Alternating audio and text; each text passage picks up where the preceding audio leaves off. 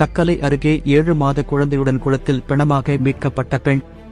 கன்னியாகுமரி மாவட்டம் தக்கலை அருகே மணலி பகுதியைச் சேர்ந்தவர் காலித். இவரது மனைவி சர்மிளா, வயது 26. இந்த தம்பதியினருக்கு 7 மாதமான ஆயிரா என்ற பெண் குழந்தை ஒன்று உள்ளது. இந்நிலையில் சர்மிளா நேற்று மாலை தனது குழந்தையின் வீட்டில் இருந்து மாயமாகியுள்ளார். பின்னர் உறவினர்கள் அவர்களை பல்வேறு இடங்களில் தேடியும் அவர்களை குறித்து எந்த தகவலும் கிடைக்கவில்லை. இந்த நிலையில் நேற்று இரவு 10 மணியளவில் அந்த பகுதியில் உள்ள நாரக்குளம் என்னும் குளத்தில் ஒரு பெண் மற்றும் குழந்தை பிணமாக மிதப்பதை அந்த வழியாக சென்றவர்கள் பார்த்துள்ளனர்.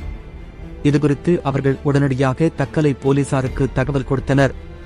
உடனே சம்பவ இடம் விரைந்து வந்த போலீசார் பிணங்களை கைப்பற்றி தக்கலை அரசு மருத்துவமனைக்கு பிரேத பரிசோதனைக்காக அனுப்பி வைத்தனர்.